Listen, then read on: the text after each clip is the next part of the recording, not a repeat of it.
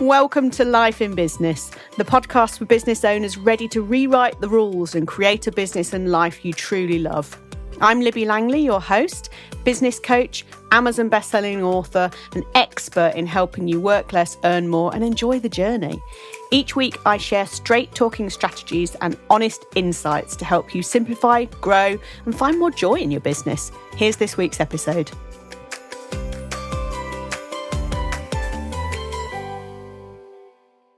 Hello and welcome to another episode of Life in Business with me, Libby Langley. It is nice to be here again today. And thank you to all of you who have shared where you listen to this podcast.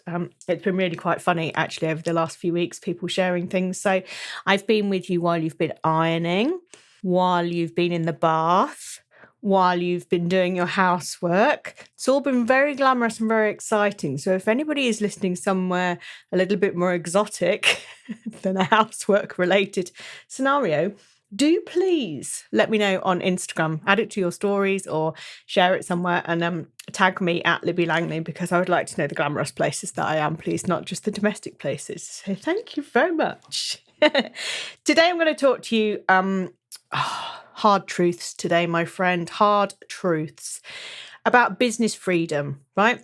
I'm going to share with you what it really takes to work less and earn more, right? Because there's a lot of guff about online. There just is. LinkedIn is a hotbed of people who are, have made their millions doing absolutely sweet FA. It's not really quite how it works, is it? And Instagram will prey to every insecurity that you have about how you can do this and what you're doing wrong and why you're a failure and why you need to buy their $27 download. Or even worse, sign up for their 10 grand program where they're going to teach you all this stuff. Okay, so I'm going to bust all those myths today for you because it is possible. Business freedom is possible. It is possible to work less and earn more. Absolutely. I am walking proof of that. My clients are walking proof of that. Everybody who comes through Confidence to Grow, my Confidence to Grow coaching space, knows that it's possible to do that. And I and they also know about the hard work or the effort that it takes to achieve the business freedom that you want. And I know that sucks, right? I know that sucks. I know that you want the magic bullet that just fixes everything and ta-da!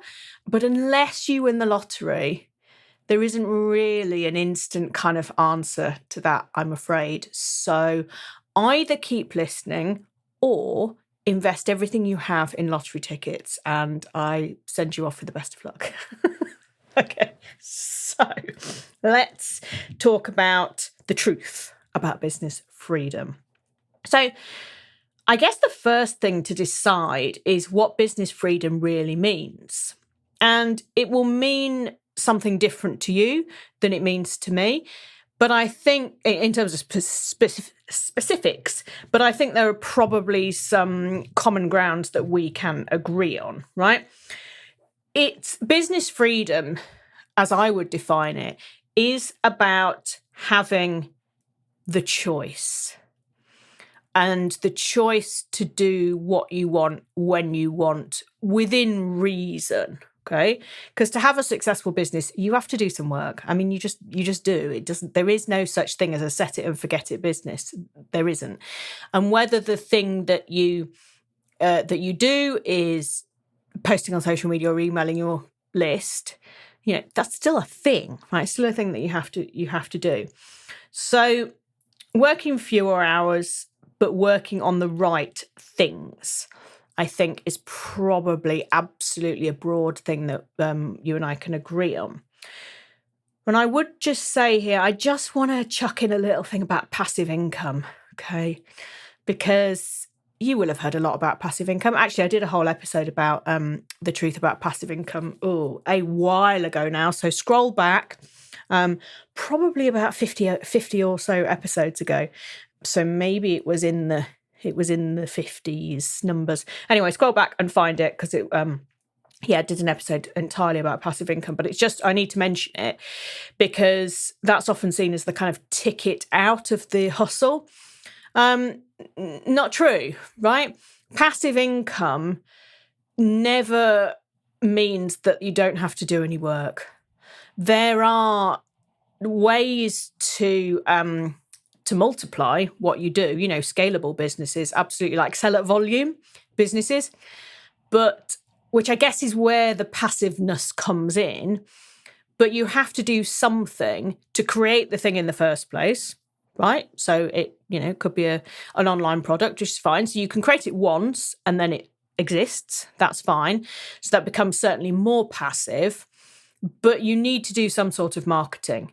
And whether that is managing affiliates or paying someone else to manage affiliates who sell it for you, whether that's relying on ads, you need to do the ads or you need to pay someone else to do the ads. You might need to update the product. There might be customer service. Nothing is completely hands off, right?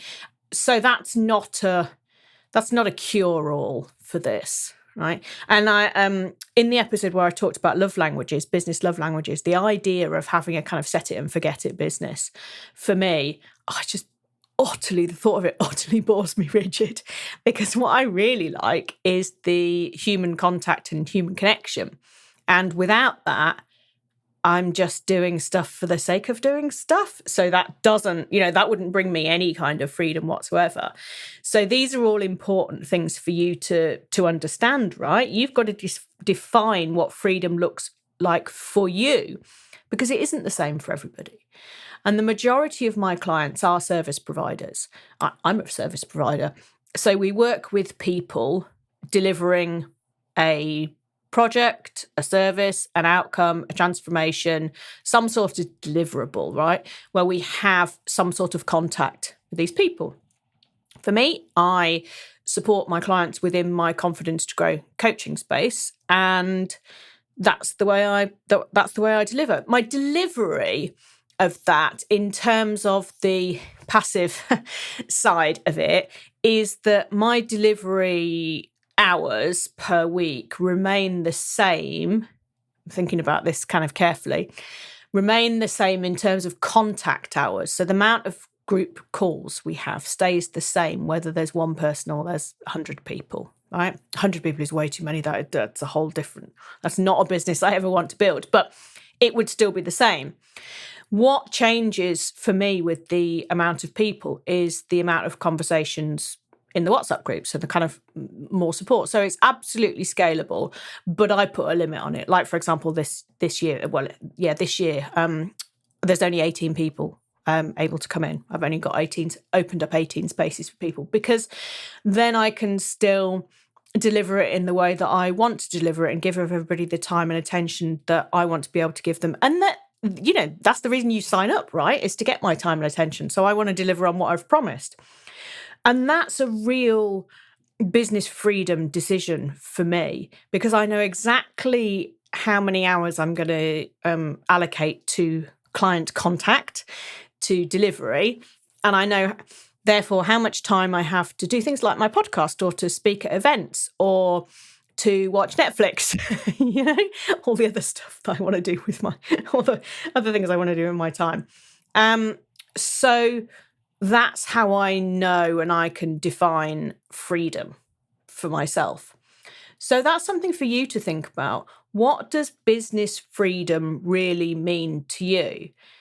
And it could be the opposite end of the scale, right? It could be no contact. It could be a set it and forget it product, and your time is spent marketing the product. And that's cool too. If you don't want contact with people, then that's absolutely a business model that exists. So you've got to make the decision.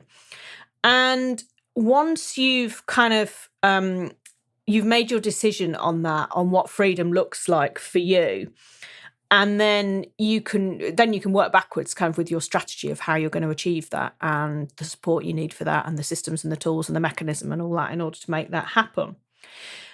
And really, you'll see as you kind of go through that process where you are currently on the right track with what you're doing, and where you are way off piste, and you're like, why am I doing this? Because this is not this is not how it's meant to be. This is not what I want to do.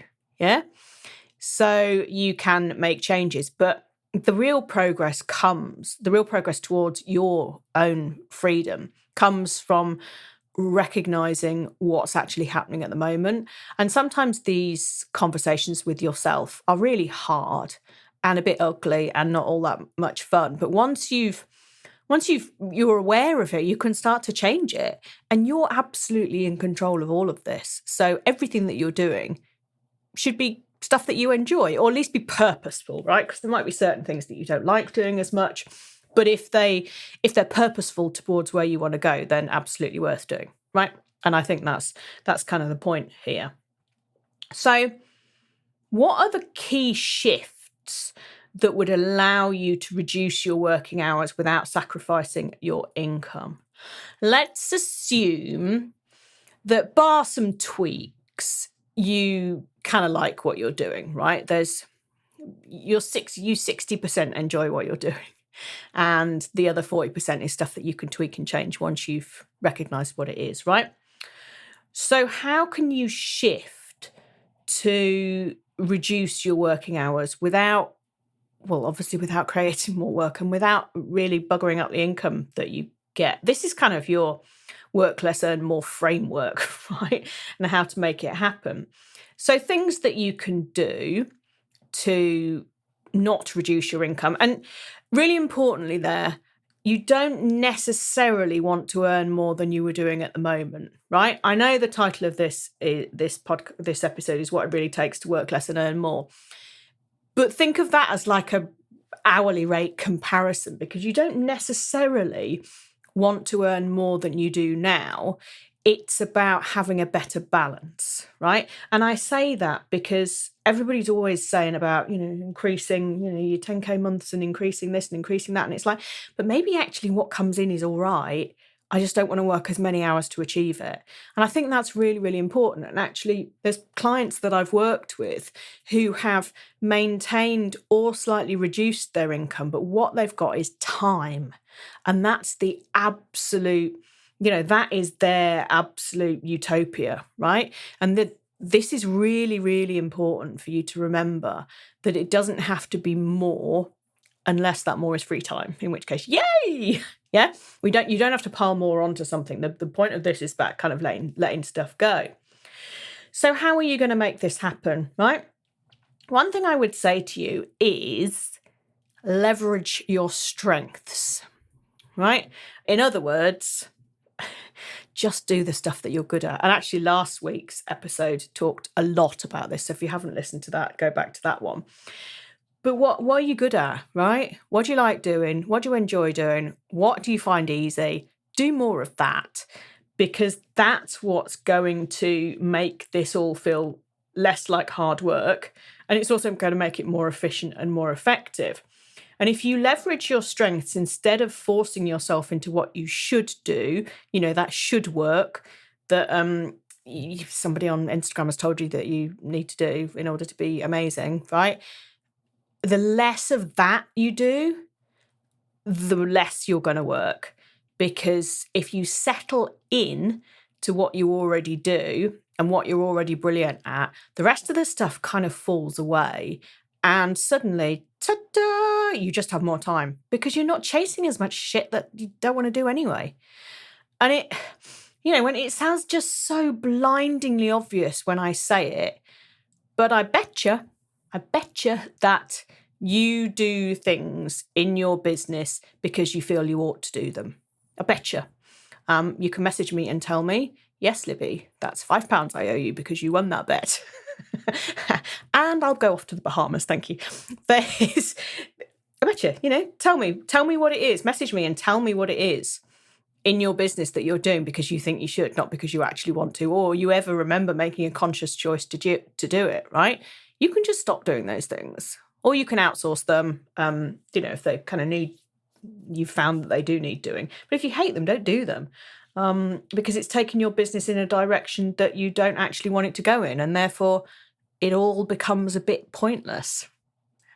It's funny, isn't it? I don't know, just the way that we run our businesses with like such a lack of belief in ourselves is not being kind at all. Because I think the doom scrolling plays a really big part in this. I do. I think that social media has a lot to answer for the negativity in life. I mean, my God, it's one of the best marketing tools that's out there. And I wouldn't have half the friends that I do, certainly not the clients that I do, without it. So it's fantastic. However, it has this dark side to it as well. And scrolling through and, oh, they're doing that, maybe I should do that. Oh my God, they've just done a launch that got them 50 grand. Or maybe I should do in that, but I don't like launching. So, I don't know what to do. It's that spiral is just insane that we force ourselves to be kind of part of that conversation that's not helping at all. So the absolute best thing that you can do to make this happen, to make this business freedom happen for you, is to listen to yourself and trust yourself. And even if it sounds crazy, it's like, but that's what I want to do and that's going to make me happy, so I'm going to do it.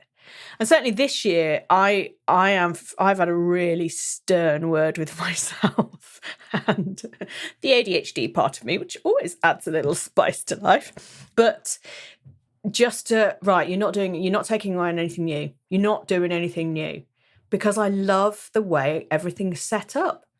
So just do more of that. And it's really hard because there are so many things that I'm good at and so many things that I could do. But you don't have to. You like what you've got. And it's like, yeah, no, I do. It's really good. So I'm just going to do more of that. And it takes I have those kind of conversations with myself. So I get it, right? I absolutely get it. But one thing that I don't fall into very often, I would not say never, but very often, is the kind of comparisonitis or the, oh, she's doing that, maybe I should do that. Why can't I be a bit shinier like that? And it's like, no, but people like me because of who I am. And I'm good at the things that I do, and it draws people in. And you listen to this because of who I am, not because I'm not like her. It's a conscious choice, right? And so you have to keep kind of telling yourself that all the time. Okay, so that's your strengths. Actually, worth me saying, if you haven't downloaded my Make Life Easier checklist, you might want to. It's a freebie. If you go to libbylangley.com/checklist, then it's a checklist of things that you can do and not do in order to make your life and business easier. So yeah, dead straightforward, really practical, really useful. So go to libbylangley.com/checklist and get your hands on that. So something else that you can do that fits with that is to streamline your offers and your processes. And that will, generally speaking, create more profit with less effort, which means more money for less work. But if you offer one thing rather than 10 things, it's way more efficient to deliver. You need fewer brain power surges. You need fewer systems. You can get known for one thing, therefore you can multiply it much more easily. And that's what I've done, right? So Confidence to Grow, I talk about it all the time, is my coaching space. If you want to work with me, come join Confidence to Grow, right? It's as simple as that. And since that simplification happened, I don't know, coming up for a year ago now, it's just made life a lot easier. And that's the point, because the less brain power and headspace that you're taking up trying to remember what it is that you offer and how much was that and what day am I delivering that one, it just cuts loads of stuff out. So the easiest way to work less and earn more is just to offer less. It's just to offer less. And then you can focus on your core thing or core things. You might have a couple. Then you can just focus on that. And it is just going to create more space for you. And space means more money, less time. Hooray! Okay, so point number 3. The real drivers of business freedom. Do you know what I'm going to say? Probably. I haven't mentioned this recently on a podcast, I don't think. So that's a bit remiss of me. Let's talk about boundaries. Boundaries. They are the absolute guardian of sanity, boundaries. And if they're not tight, then they are the thing that's gonna kill you. the lack of boundaries. So if you think, if you think like a shark cage, if you're going to go diving in the sea and you want to see some sharks, you can be in a shark cage, aka with boundaries, and the things that come for you, no, they're not going to come in, right? You're going to be fine. You're going to do what you're going to do, and you can see what else is going on. You can see the sharks, but they're not going to get you because you've got really strict boundaries, right? Go swimming, deep sea diving, with no cage, and you're going to get eaten by a shark. I watch too many shark films and documentaries, but and why? Because you haven't got your cage, you haven't got your boundaries, right?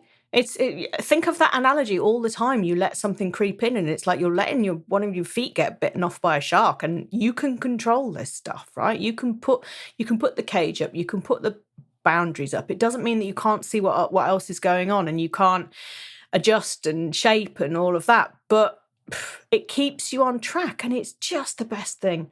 Boundaries are the best thing that you can absolutely do. These are the real drivers of business freedom, and ta-da, they come from you, right? You're the one in control of all of this. It's your business, it's your life. You get to choose, and that is the best thing. And any boundaries that you set, any shark cages that you find yourself in, you can always change them and adapt them and adjust them, right? They don't have to be there forever. So you get to choose which ones are important, and then you can add more in or you can take some away, right? You always, always, always get to choose.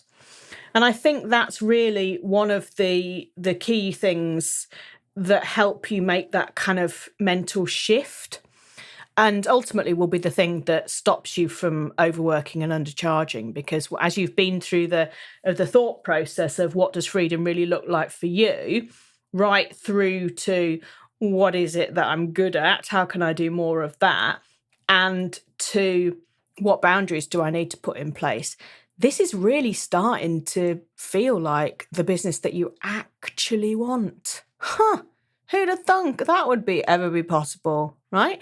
And it all comes from you. The absolute secret weapon for you here is confidently saying no to opportunities, to clients, and to strategies that don't fit your vision, right? It's funny. I do quite a lot of speaking on stages, and I love it and hate it at the same time. I love it because I love being up on the stage and sharing my stories and strategies with people and insights. And I know that the audience always gets a lot out of it, and it's always really helpful. And it's a good opportunity for me to connect with new people, and ultimately, generally speaking, brings me new clients. However, I find it exhausting. And I find it exhausting in the run-up because I guess I'm worried about it a bit. And then it's such an energy high, an adrenaline high, that afterwards I'm knackered. So an hour-long speaking gig might actually kind of almost take a week out, 2 weeks really, with the run-up and all of that, or be impacting me in some way. So finding this balance of, do I actually want to chase this as part of my strategy for growth? And it's like, I don't know. And those dilemmas, you will have the same sort of dilemmas there. And you've got to work through this, and you've got to think about it, and you've got to decide what strategy does fit your vision for business freedom. It's interesting. You can say no, right? I mean, there's a million ways that you can grow your business and connect with people. So it's so it doesn't matter. There's no right or wrong. You get to choose. But really, really importantly, you don't have to do stuff if you don't want to. Really important. There will be lots of other opportunities out there for you to connect with the right people and to show your face, to the world and all of that, which does need to happen in some shape or form. So yeah, I think the one question that I would ask you to ask yourself, I'll ask you it, but I'll ask you to ask yourself it too. And this is something that to ask yourself before you make a decision, right? Before you commit to something or before you go off on a tangent, because I know there's many tangents just lurking there waiting to draw you in. So this question is, does this align with my long-term vision for my business and my life? Does this align with my long-term vision for my business and my life? You can phrase it in a slightly less formal way. Do I really want to do this? And/or will this make me happy? And I think, do I really want to do this? Will this make me happy? And I guess, will this achieve whatever business freedom looks like for me? Or will this help to achieve whatever business freedom looks like for me? They're the ultimate questions. And that's how you get the answer, right? That's how you keep consistent with working towards what business freedom does look like to you. And it's how you stay focused. And it's like, I've got the opportunity to go on this 5-day thing. And it's like, but I don't want to. And okay, well, don't then. Just because an opportunity presents itself, it doesn't mean that you have to say yes to it. And I just think that is so, so clear. Yeah. It just makes it so, so clear that you're on the path that you want to be on. Okay. So that is the truth about business freedom and what it really takes to work less and earn more. And a lot of it, quite frankly, is just saying no to stuff, which is great because we could do that. We could do that without leaving the house. So that's super. Do less, be more strategic, be more focused, know what you want. So don't forget to get that checklist, libbylangley.com/checklist, my Make Life Easier checklist, free checklist. That will really help you. Yeah, and send me your thoughts on Instagram or LinkedIn or by email. I love to hear from you always, particularly where you've been listening to this today, because that just brightens my day.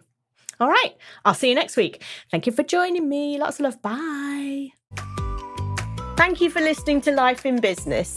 Please make sure that you subscribe or follow so you don't miss any future episodes. And if you enjoyed today's show, please leave a review as it helps others to find the podcast and spread the word that there's an easier way to do business. If you want to chat with me about today's episode or suggest a topic for the future, I would love to hear from you. You can find me on Instagram @LibbyLangley. See you next week.